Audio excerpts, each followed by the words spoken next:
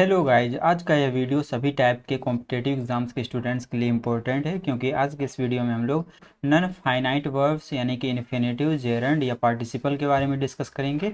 इस practice set में मैंने 21 क्वेश्चंस लिए हैं, जिसमें से लास्ट का एक क्वेश्चन यानी कि 21 नंबर क्वेश्चन आप लोगों के लिए रहेगा, जिसका आंसर आपको कॉमेंट बॉक्स में देना है। ठीक है।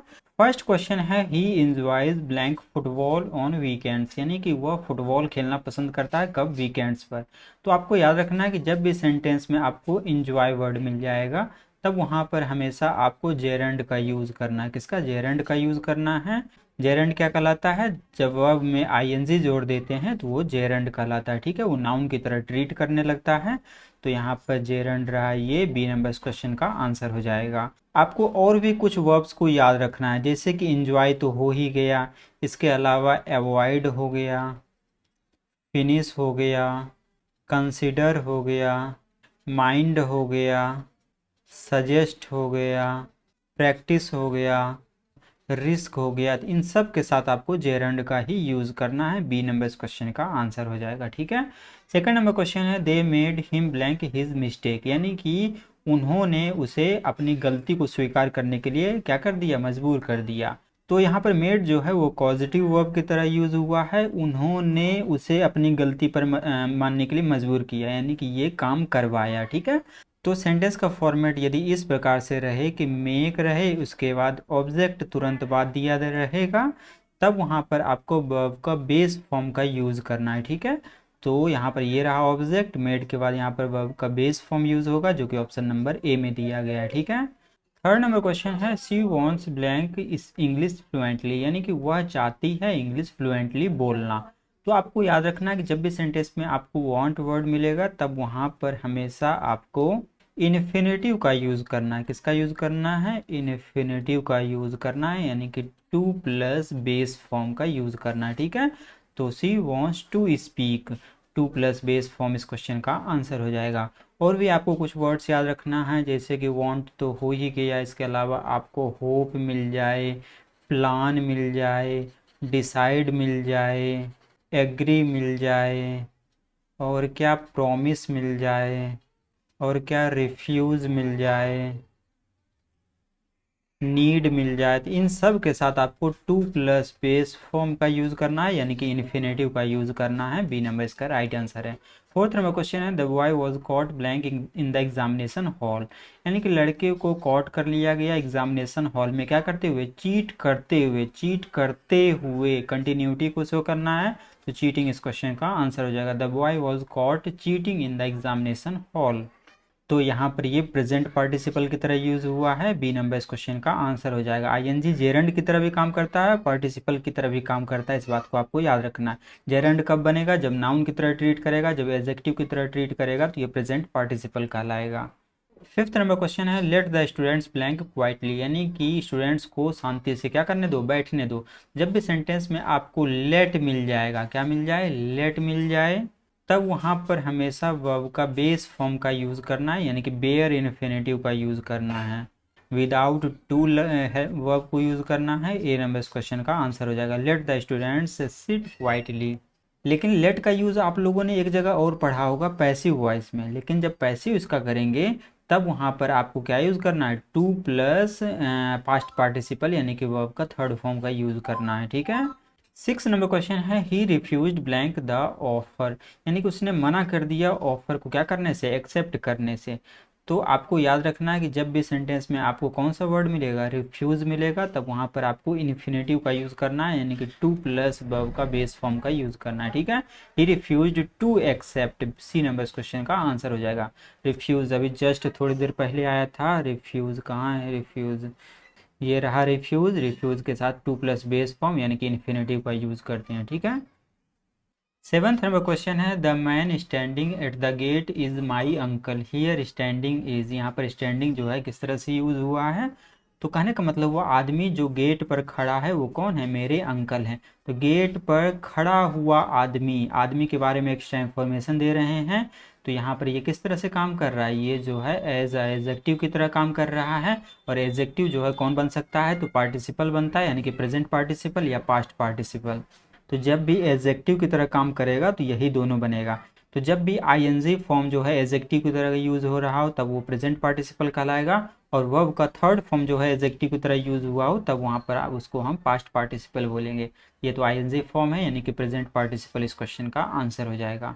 8th नंबर क्वेश्चन है the broken chair was thrown away here broken is, यानी कि टूटी हुई कुर्सी को क्या कर दिया गया, फेंक दिया गया। तो यहाँ पर ब्रोकन का बताना है कि ब्रोकन को बताना है कि किस तरह से यूज हुआ है। तो चेयर तो है बट वो चेयर कैसी थी, टूटी हुई थी।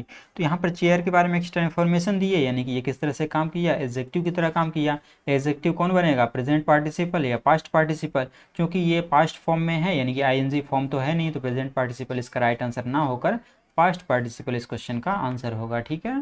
9th नंबर क्वेश्चन है सी प्रिटेंडेड ब्लैंक अस्लीप, यानी कि वह सोते रहने का क्या किया, उसने नाटक किया। तो जब भी सेंटेंस में आपको प्रिटेंड वर्ड मिले, कौन सा वर्ड, प्रिटेंड मिलेगा, तब वहां पर आपको इन्फिनेटिव का यूज करना है, यानी कि टू प्लस वर्ब का बेस फॉर्म का यूज करना है, जो कि ऑप्शन नंबर सी में दिया गया। प्रिटेंड के साथ क्या, टू इन्फिनेटिव का यूज करते हैं। सी नंबर इसका राइट आंसर है, she pretended to be asleep. 10th number question है I am use to early, यहाँ पर वेक का कौन सा फॉर्म यूज होगा, यानी कि मेरे को आदत है जल्दी उठने का। तो आप लोगों ने एक जगह मॉडल वर्ब में पढ़ा होगा यूज्ड टू, मॉडल के साथ तो हम वर्ब का बेस फॉर्म लगाते हैं, यही जब मॉडल वर्ब जो है हेल्पिंग वर्ब की तरह ही काम करेगा तब। लेकिन जब सेंटेंस में आपको बी का फॉर्म मिल जाए, is am are was were, उसके बाद यूज्ड टू मिलेगा, उसके बाद यूज्ड टू मिलेगा, तब वहाँ पर आपको जेरंड का यूज करना है। किसका, जेरंड का यूज करना है, यानी कि वर्ब के साथ आईएनजी फॉर्म का यूज करना है। ठीक है, यहाँ पर वेकिंग इस क्वेश्चन का आंसर हो जाएगा। एम नहीं रहता तब हम वेक का यूज कर सकते थे, एम आ गया इसके वजह से हम क्या यूज करेंगे, वेकिंग यूज करेंगे। I am use to waking early. ठीक है। 11th नंबर क्वेश्चन है he saw the thief blank out of the window, यानी कि उसने चोर को विंडो के बाहर जंप करते हुए देखा, जंप करते हुए देखा, कंटिन्यूटी शो कराना है तो जंपिंग इस क्वेश्चन का आंसर हो जाएगा। हालांकि परसेप्शन वाले वर्ब जैसे कि देखना, सुनना, सोचना, इन सब के साथ हम वर्ब का बेस फॉर्म भी यूज कर सकते हैं, जो कि किसी भी ऑप्शन में नहीं दिया गया। टू प्लस नहीं, केवल ये रहता तो राइट आंसर हो सकता था, ये नहीं दिया गया है, तो हम ये सेंस लगाएंगे कि इस काम को करते हुए देखा, करते हुए यानी कि आईएनजी फॉर्म का यूज करेंगे। He saw the thief jumping out of the window. 12th number question है the film was so blank that we could not stop laughing, यानी कि फिल्म जो है वो इतना ज़्यादा मज़ेदार था कि हम लोग खुद को हंसते हुए नहीं रोक सके, बिना हंसे, यानी कि हंसे बिना हम नहीं रह सके। तो फिल्म क्या था, बहुत ज़्यादा अम्यूजिंग था, मज़ेदार था। अमेजिंग, अम्यूजिंग एडजेक्टिव फॉर्म चाहिए, तो यहाँ पर प्रेजेंट पार्टिसिपल का यूज़ करेंगे। ठीक है। 13 नंबर क्वेश्चन है she is fond of blank novels, यानी कि वह फॉन्ड ऑफ है, शौकीन है, नोवेल पढ़ने का वो क्या है, शौकीन है। तो यहाँ पर फॉन्ड ऑफ मिल गया, ऑफ के बाद क्या यूज करना है, आपको याद रखना है, जब भी आपको प्रीपोजिशन मिलेगा तो ऑफ के बाद आपको हमेशा जेरंड का ही यूज करना है। जेरंड यहाँ पर इस क्वेश्चन का आंसर हो जाएगा। She is fond of reading novels, preposition का अपना एक ऑब्जेक्ट होता है, ऑब्जेक्ट बनने के लिए क्या चाहिए, नाउन या प्रोनाउन चाहिए। जब आईएनजी फॉर्म हो जाता है तो वो जेरंड की तरह काम करता है। जेरंड अपने आप में क्या है, ये अपने आप में एक नाउन है। ठीक है। She is fond of reading novels.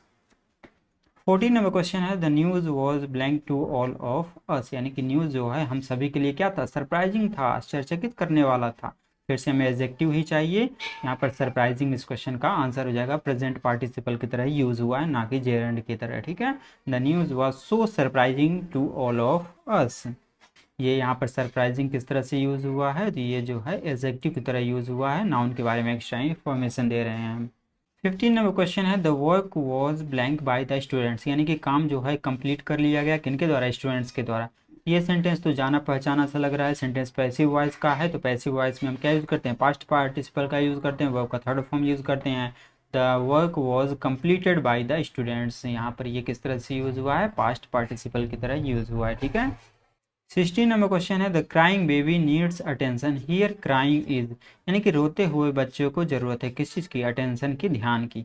तो बच्चा क्या कर रहा है, रोते हुए बच्चे, यानी कि बेबी यहाँ पर क्या है, ये है नाउन, नाउन के बारे में एक्स्ट्रा इन्फॉर्मेशन दे रहे हैं, यानी कि किस तरह से काम कर रहा है, ये जो है एडजेक्टिव की तरह काम कर रहा है।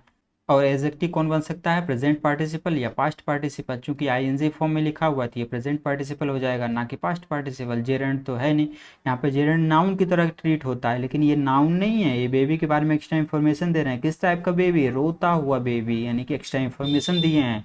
ये नाउन नहीं है, ये एडजेक्टिव की तरह काम किया है, ठीक है। प्रेजेंट पार्टिसिपल इस क्वेश्चन का आंसर हो जाएगा बी नंबर।